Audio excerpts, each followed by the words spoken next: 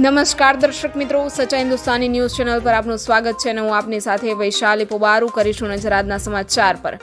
Junagadh police દ્વારા માનવતાની મહેક, વાહન ચાલકને મધમાખી કરડી જતા દવાખાને લઈ સારવાર કરાવી।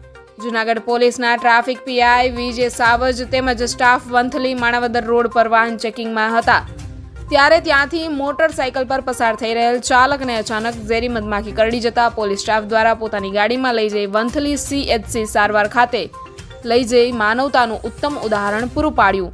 તેઓની આ સેવાને લોકોએ બિરદાવી હતી। સંવાદદાતા રહીમ કારાવત, સચ્ચા હિન્દુસ્તાની ન્યૂઝ ચેનલ, જૂનાગઢ।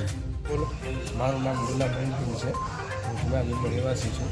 હું જૂનાગઢથી માણાવદર બાઇક લઈને જતો હતો ને ત્યારે વંથલીની આગળ રસ્તા ઉપર ઝેરી મધુમક્ખીએ મારી ઉપર હુમલો કર્યો, જેથી કરીને ગાડી ઉપર પડી ગયો અને પછી ત્યાં બે પોલીસવાળા હતા, હાઈવેવાળા, એ મને વંથલી સિવિલ ઉપર લઈ આવ્યા।